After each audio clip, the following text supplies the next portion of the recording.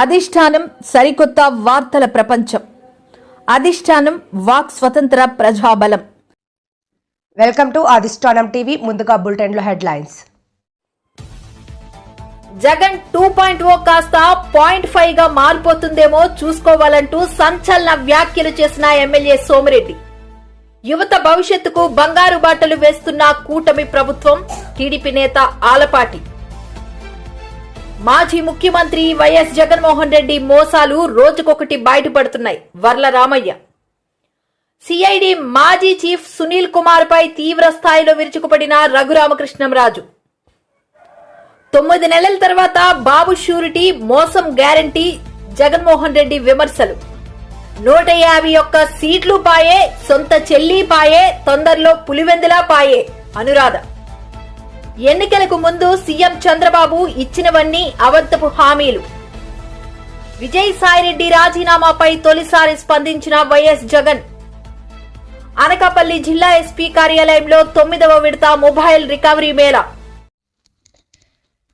జగన్మోహన్ రెడ్డి తన రెండో వర్షన్ జగన్ 2.0 మొదలైందంటూ చేసిన వ్యాఖ్యలపై ఎమ్మెల్యే సోమిరెడ్డి చంద్రమోహన్ రెడ్డి స్పందించారు. జగన్ 2.0 కాస్త 0.5 గా మారిపోతుందేమో చూసుకోవాలంటూ సంచలన వ్యాఖ్యలు చేశారు.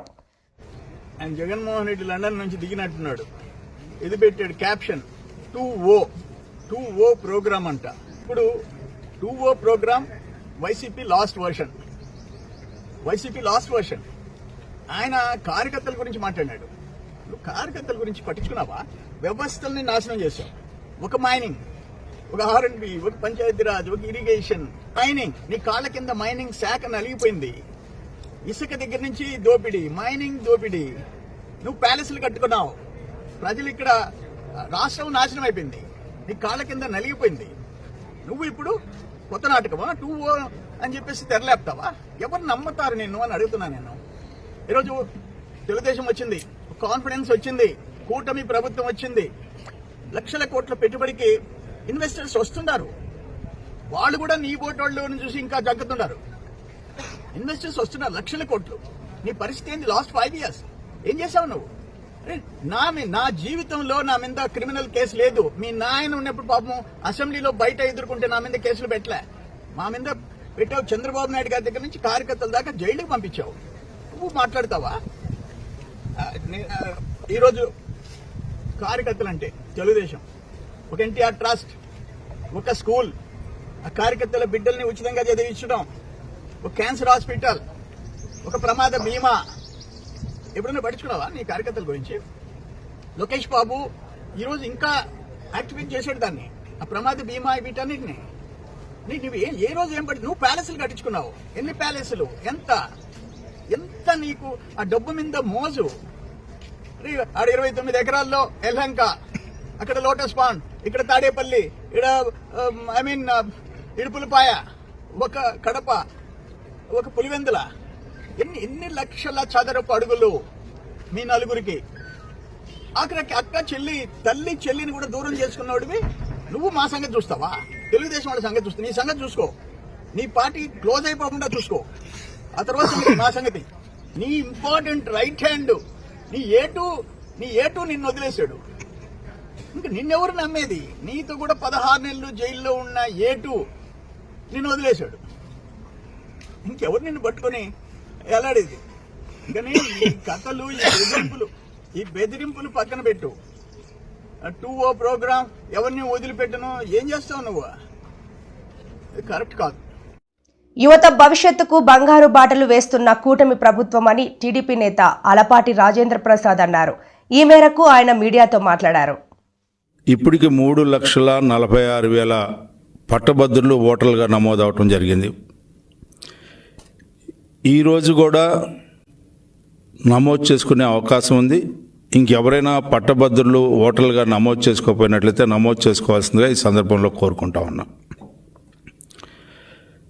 ఈ రాష్ట్రం అభివృద్ధి చెందాలన్నా, ఈ రాష్ట్రం ప్రగతి వైపు పయనించాలన్నా కూటమి నాయకత్వాన్ని సమర్థించాల్సిన అవసరం, మద్దతు పలకాల్సిన అవసరం. ఈ ఎన్నికలో విజయాన్ని చేకూర్చి ఈ ఎన్నిక విజయం వల్ల మరొకసారి మద్దతు పలికామని చెప్పి ఒక మంచి సంకేతాన్ని ఇవ్వవలసిందిగా కోరుకుంటా ఉన్నా.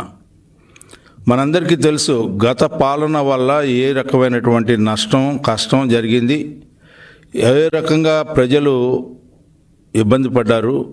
అయినా కూడా ప్రతిపక్ష నేత ఒక ఆలోచన మారలేదు అని చెప్పి మనందరం కూడా గుర్తించాల్సిన అవసరం. వారు మాట్లాడే మాటలు మనం చూస్తూ ఉంటుంటే చాలా ఇబ్బందికరంగా ఉంది. ఎందుకంటే ప్రభుత్వంలో ఉన్నప్పుడు,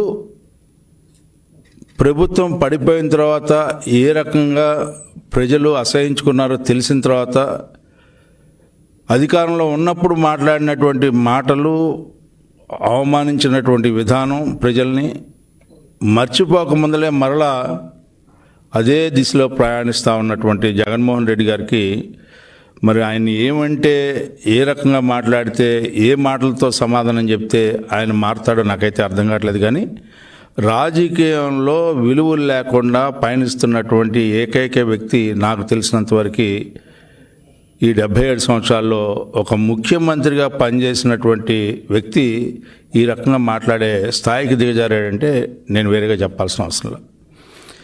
ఏమిటి, నేను ఇప్పుడు దాకా ఒకలాగా ఉన్నాను, ఇప్పుడు రెండులాగా ఉంటానంటే నువ్వు ఎప్పుడు ఏ రకంగా ఉన్నావు? నువ్వు దాదాపు 16 నెలలు పైన జైల్లో ఉండొచ్చినటువంటి ముద్దాయివి, బెయిల్ మీద కొనసాగినటువంటి ముద్దాయివి. నువ్వు ఏ రకంగా పాలన చేసావో అందరూ కూడా చూశారు. వ్యవస్థలన్నింటినీ నిర్వీర్యం చేసావు, విధ్వంసం చేసావు, ప్రజాస్వామ్య విలువలకి తిలోదకాలు ఇచ్చావు, రాజ్యాంగానికి విఘాతం కల్పించావు. ఇంకా నువ్వు ఇంకేం చేయాలనుకుని మాట్లాడుతూ ఉన్నావు? నీ అసలు స్వరూపాన్ని అందరం చూసాం, ఇంకా చూడాల్సిందేం లేదు. నువ్వు ఇంకా అదే రకంగా అదే ఉద్దేశంతో నేను లెగిస్తే, నువ్వు లెగిసేదానికి ఇంకా పరిస్థితి లేదు. మాజీ ముఖ్యమంత్రి వైఎస్ జగన్మోహన్ రెడ్డి మోసాలు రోజుకొకటి బయటపడుతున్నాయని టీడీపీ పోలిట్ బ్యూరో సభ్యులు వర్ల రామయ్య ఆరోపించారు. పేద ప్రజల సొమ్మును కొట్టేయడంలో జగన్ పీజీ చేశారని విమర్శించారు. టీడీపీ కార్యాలయంలో ఆయన విలేకరులతో మాట్లాడారు. జగన్మోహన్ రెడ్డి గారి పరిపాలన, ఈ మద్యం అంతా కూడా స్పూరియస్ లిక్కర్, కల్తీ మద్యం, సొంత డిస్టిలరీస్, ఈ మద్యం మొత్తం కూడా రాష్ట్ర వ్యాప్తంగా ఈ మద్యం సరఫరా కావచ్చు, ఈ మద్యాన్ని అమ్మకం పెట్టడం కానీ ప్రభుత్వ షాపుల్లో విక్రయించడం కానీ ఇదంతా కూడా సూపర్వైజ్ చేసేది చిత్తూరు జిల్లా పెద్ద మనిషి కొడుకు. చిత్తూరు జిల్లా పెద్ద మనిషి ఎవరు? ఇక అందులో దాపరికమేముంది? పెద్దిరెడ్డి రామచంద్రారెడ్డి గారు. ఆయన కొడుకు ఎవరు? గౌరవ పార్లమెంటు సభ్యుడు మిథున్ రెడ్డి గారు. ఆయన నేపథ్యంలో రాష్ట్రంలో 4 సంవత్సరాల 2 నెలలు మద్యం యథేచ్ఛగా కాలువలై పారింది, ఏరులై పారింది, ఒక నదిలాగా ప్రవహించింది రాష్ట్రంలో. అంతా కల్తీ మద్యం. నంగనాచిలాగా కబుర్లు చెబుతున్నారు, తామేమీ చేయలేదు, అవినీతి అంటే మాకు తెలియదు అన్నట్లుగా మాట్లాడుతున్నారు గౌరవ ఆనాటి పెద్దలందరూ కూడా. ఈ పెద్దిరెడ్డి రామచంద్రారెడ్డి గారి కుమారుడు మిథున్ రెడ్డి గారు ఆనాటి డిస్టరీస్ ద్వారా సంపాదించిన డబ్బంతా కూడా బిగ్ బాస్కి ఇస్తారు. ఎవరి బిగ్ బాస్? రహస్యమా? మీకు తెలీదా ఎవరి బిగ్ బాస్? నాకు తెలీదా? రాష్ట్రంలో అందరికీ తెలీదా? రాష్ట్రంలో తెలియని వాళ్ళు ఎవరు? అయ్యా, రాష్ట్రంలో మద్యం కుంభకోణం ద్వారా కోట్లాది రూపాయలు, దాదాపు 3,000 కోట్ల రూపాయలు కొట్టేశారు. ఈ 3,000 కోట్ల రూపాయలు కూడా ఒక బిగ్ బాస్కి ఇచ్చారట తాడేపల్లిలో. ఎవరు ఆ బిగ్ బాస్ అంటే? ఏమన్నా రహస్యం అది? ఎవరికి తెలియందా అది? Who is big boss at Tadepalli అని ఒక ప్రశ్న వేస్తే 7వ తరగతి చదివే కుర్రాడు కూడా చెబుతాడు, దట్ జెంటిల్మెన్ ఇస్ దిస్, ఈయన అని చెబుతారు. ఆయన కాదని చెప్పగలవని ఈరోజు ప్రశ్న వేస్తున్నా. ఇంకా మీ పేరు చెప్పలేదు నేను. ఆయనే జగన్మోహన్ రెడ్డి గారు అయ్యుంటారు అని నేను అనలేదు. ఇంకా అయ్యి ఉంటారు అని నేను ఎందుకన్నానంటే మళ్ళీ నాకు నోటీసు పంపిస్తాడు. నాలాంటి అవినీతి పరుణ్ణి నువ్వు, నాలాంటి నీతిమంతుణ్ణి అవినీతి పరుడు అంటావా, నాకు ఒక 10 కోట్లకి నువ్వు కట్టు డబ్బు అని నాకు కోర్టులో నోటీస్ పంపిస్తాడు. అందుకనే అయ్యి ఉండొచ్చు అంటున్నారు. కాదని చెప్పాలి మీరే. వరలరామయ్య గారు నేను అనుకుంటున్నాము, నేను కాదయ్యా అది ఫలానా అని చెప్పే ధైర్యం ఉందా mister Jaganmohan Reddy, former chief minister of the state? చెప్పగలరా? నేను మిథున్ రెడ్డిని అడుగుతున్నా. మిథున్ రెడ్డి, మీరు సంపాదించిన ఈ డబ్బంతా అక్రమ మార్గాల ఈ డిస్టలరీస్ నుంచి మీ ట్రక్కులు, అదంతా చెబుతా, కథ చాలా కథ ఉంది, ఇప్పుడు కొంచెం ఎక్కువ టైమే తీసుకుంటా. సిఐడి మాజీ చీఫ్ సునీల్ కుమార్ పై డిప్యూటీ స్పీకర్ రఘురామ కృష్ణంరాజు తీవ్ర స్థాయిలో విరుచుకుపడ్డారు. ఆకీ వీడియోలో నిన్న జరిగిన ఘటనపై సునీల్ బాధ్యత వహించాలన్నారు. సునీల్ అనుచరుడిని వెంటనే చర్యలు తీసుకోవాలని రఘురామ అన్నారు. ఆల్టర్నేటివ్ సైట్లు ఇచ్చి తక్షణం ఖాళీ చేయించాలన్న ఆర్డర్స్ ఉన్నాయి. సో అందరికీ కొత్త సైట్లు అలాట్ చేసిన తర్వాత అది కోర్టు అనుమతి ప్రకారం ఖాళీ చేయించే ప్రక్రియలో ఉండగా, ప్రజల ఆరోగ్య దృష్ట్యా ఆ పనిలో ఉండగా, మరి నిన్న సాయంత్రం ఒక ఇన్నోవా కారులో, కార్ నెంబర్ ఉందా, కార్ నెంబర్ కూడా చెప్తాను 1 సెకండ్. ఇన్నోవా కారులో పోలీస్ అని ఒక స్టిక్కర్ వేసుకొని, ఒక్క నిమిషం,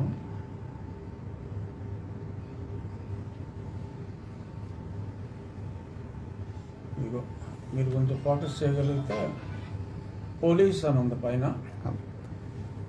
AP09 BE8001, అది కూడా 9 టోటల్ వచ్చేలాగా పెట్టుకున్నారు. పైన పోలీస్ అని ఉంది. సో ఇందులో మరి కొద్దిమంది వ్యక్తులు రావటం, మున్సిపల్ ఆఫీస్ దగ్గరికి వెళ్ళి గొడవ చేయటం, ఇవన్నీ జరిగాయి. సో ఎవరు పోలీసులు వచ్చి మున్సిపాలిటీ దగ్గర గొడవ చేయటం ఏంటి, వీళ్ళేం పోలీసులు అని చెప్పి ఎంక్వైరీ చేస్తే పివి సునీల్ కుమార్కి ఒక సంస్థ ఉంది. సరే, గతంలో ఎన్నోసార్లు నేను లేఖ రాశాను.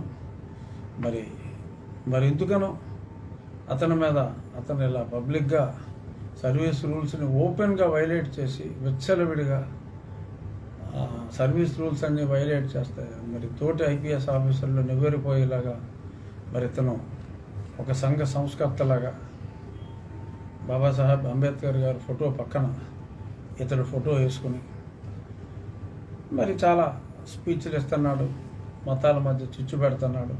మరి ఇవన్నీ కూడా మరి రాష్ట్ర ప్రభుత్వానికి కూడా రిపోర్ట్ ఇవ్వమని చెప్పి గతంలో కేంద్ర ప్రభుత్వం అడిగింది. ఆనాటి ప్రభుత్వంలో రిపోర్ట్ వెళ్ళాల, ప్రభుత్వం మారినా రిపోర్ట్ అయితే ఇంకా వెళ్ళినట్టుగా నాకైతే తెలీదు, వెళ్ళలేదని నేను అనుకుంటున్నా. పంపించాలని కూడా నేను అభ్యర్థించా. ఇప్పుడు ఇంకా బరి తెగించి మరి గుత్తికొండ వెంకట జోగారావు అనే వ్యక్తి పేరు మీద ఆ వెహికల్ ఉంది. ఈ గుత్తికొండ వెంకట జోగారావు అనే అతను సునీల్ కుమార్ పర్సనల్ వ్యవహారాలతో పాటు అతని ఆర్థిక వ్యవహారాలు కూడా చూస్తూ ఉంటాడు. ఆర్థిక దందాలు. కూటమి సర్కార్ అధికారంలోకి వచ్చి 9 నెలలు అవుతోందని, బాబు ష్యూరిటీ భవిష్యత్ గ్యారంటీ అని ప్రచారం చేశారని, 9 నెలల తర్వాత బాబు ష్యూరిటీ మోసం గ్యారంటీగా మారిందని జగన్మోహన్ రెడ్డి విమర్శించారు. బటన్ నొక్కడం పెద్ద పనా అని ఆ రోజు మాట్లాడారని, ముసలోళ్లు కూడా బటన్ నొక్కుతారంటూ తమపై విమర్శలు చేశారన్నారు. ఎన్నికల వేళ చెప్పిన ప్రతి మాట, ఆ మేనిఫెస్టో అంటూ తాను రిలీజ్ చేసిన మేనిఫెస్టోలో తాను చెప్పిన మాటలు, ఎన్నికల వేళ బటన్ నొక్కడం అయితే ఏముంది, అదేం పెద్ద పనా, ముసలావిడ కూడా బటన్ నొక్కుతుంది అన్నాడు. అప్పట్లో నా చంద్రాయుడు ముసలావిడ కూడా కుర్చీలాక్ ముసలావిడ కూడా బటన్ నొక్కుతుంది, అదేమన్నా బటన్ నొక్కడం గొప్ప సంగతి అని చెప్పి అన్న సందర్భాలు మనం చాలా చూసాం.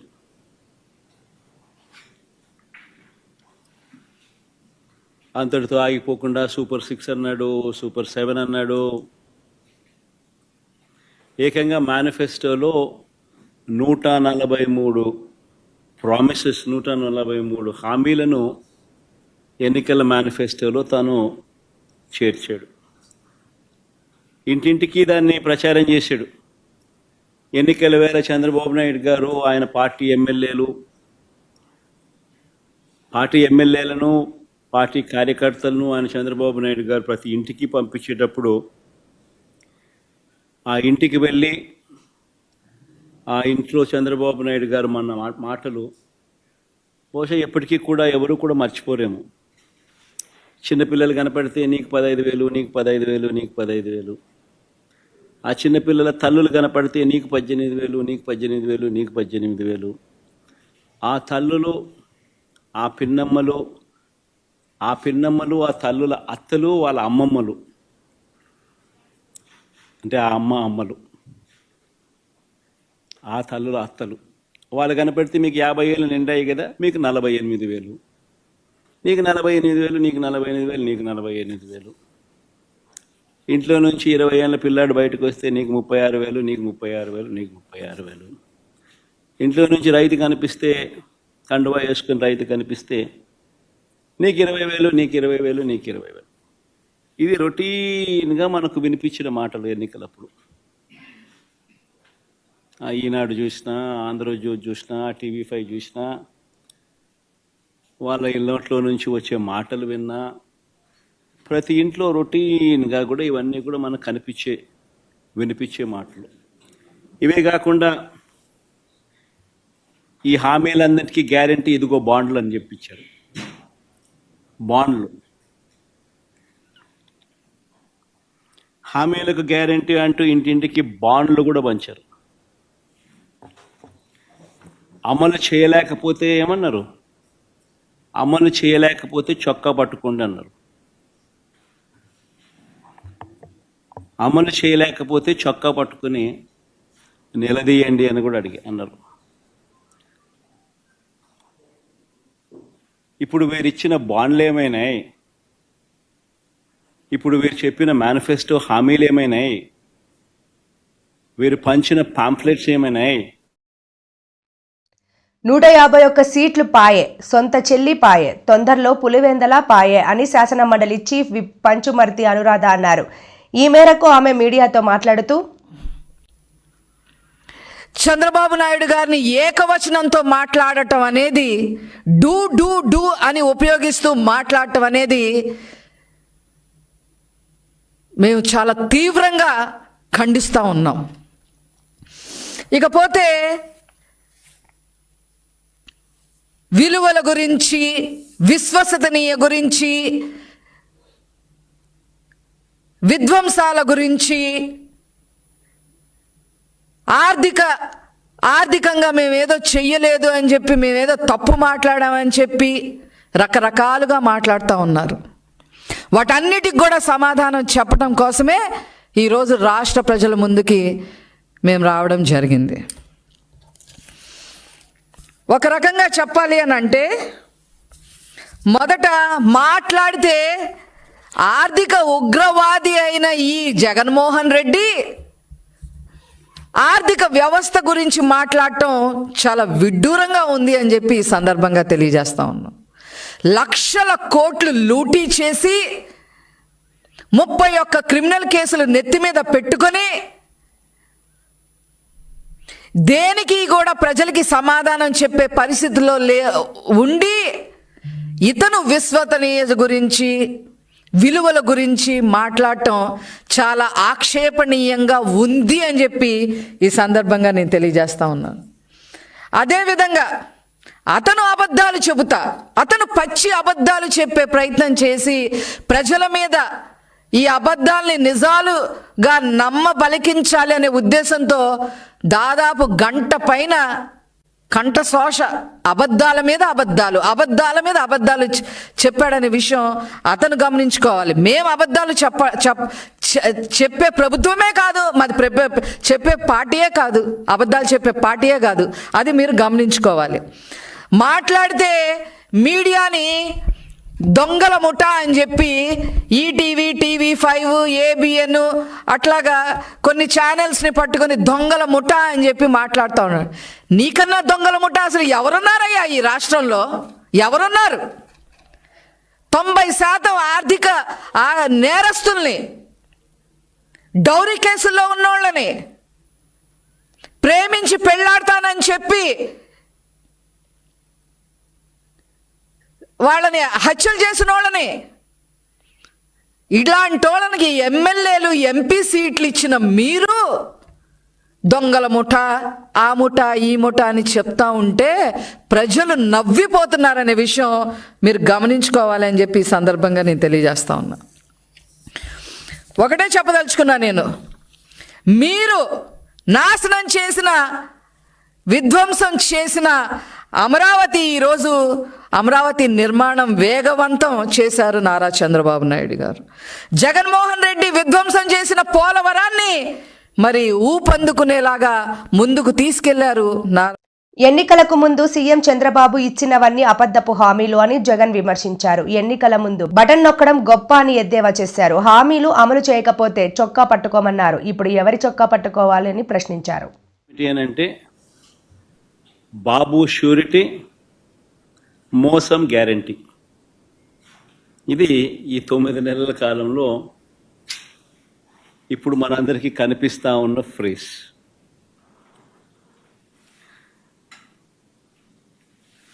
చంద్రబాబు నాయుడు గారు ఎన్నికల వేళ చెప్పిన ప్రతి మాట, ఆ మేనిఫెస్టో అంటూ తాను రిలీజ్ చేసిన మేనిఫెస్టోలో తాను చెప్పిన మాటలు,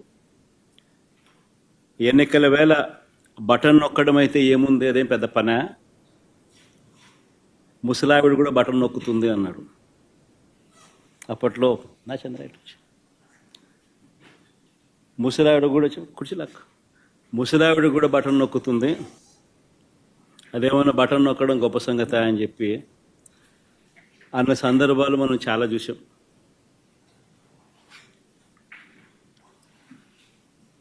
అంతటితో ఆగిపోకుండా సూపర్ 6 అన్నాడు, సూపర్ 7 అన్నాడు. ఏకంగా మేనిఫెస్టోలో 143 ప్రామిసెస్, 143 హామీలను ఎన్నికల మేనిఫెస్టోలో తాను చేర్చాడు. ఇంటింటికి దాన్ని ప్రచారం చేశాడు. ఎన్నికల వేళ చంద్రబాబు నాయుడు గారు ఆయన పార్టీ ఎమ్మెల్యేలను, పార్టీ కార్యకర్తలను ఆయన చంద్రబాబు నాయుడు గారు ప్రతి ఇంటికి పంపించేటప్పుడు ఆ ఇంటికి వెళ్ళి ఆ ఇంట్లో చంద్రబాబు నాయుడు గారు మన మాటలు బహుశా ఎప్పటికీ కూడా ఎవరు కూడా మర్చిపోరేమో. చిన్నపిల్లలు కనపడితే. విజయసాయిరెడ్డి రాజీనామాపై వైఎస్ జగన్ తొలిసారి స్పందించారు. మాకు 11 మంది రాజ్యసభ ఎంపీలు ఉంటే సాయిరెడ్డితో కలిపి ఇప్పటి వరకు 4 వెళ్లిపోయారు. అయినా వైసీపీకి ఏమీ కాదు. రాజకీయాల్లో క్యారెక్టర్ ముఖ్యం. అది సాయిరెడ్డికైనా, ఇప్పటి వరకు పోయిన వారికైనా, ఇంకా 1-2 వెళ్లే వాళ్ళకైనా అదే వర్తిస్తుంది. లేకుండా డిస్పర్స్ చేసిన ప్రభుత్వం వైఎస్ఆర్సీపీ. అంత గొప్పగా మా ప్రభుత్వం గురించి చెప్తాం. చంద్రబాబు నాయుడు ఎందుకు చేయలేకపోతా ఉన్నాడు, ఎందుకు బటన్ నొక్కలేకపోతా ఉన్నాడు, ఎందుకంటే బటన్ నొక్కితే ఏం రాదు కాబట్టి. అందుకే నేను బటన్ నొక్కలేకపోతున్నాను. డబ్బు మీద వ్యామోహం లేదు కాబట్టి, పేరు మీద కాంక్ష ఉంది కాబట్టి, చరిత్రలో నిలబడిపోవాలన్న తపన ఉంది కాబట్టి, ప్రతి ఇంట్లో నా ఫోటో ఉండాలన్న ఆరాటం ఉంది కాబట్టి 2,73,000 కోట్ల రూపాయలు బటన్ నొక్కిన డీబీటీ. లంచం లేని పాలన ఎక్కడైనా జరిగింది అంటే వైఎస్ఆర్సీపీ ప్రభుత్వ హయాంలో అని చెప్పి గర్వంగా గొప్పగా కూడా చెప్పగలుగుతాం.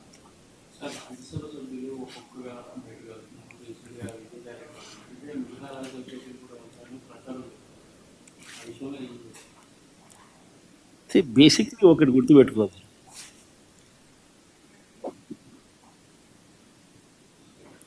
పదకొండు మంది మాకు రాజ్యసభ సభ్యులు ఉన్నారు. పోయిన వాళ్ళు ఎంత? 3 పోయినారు. సాయిరెడ్డితో కలుపుకుంటూ 4.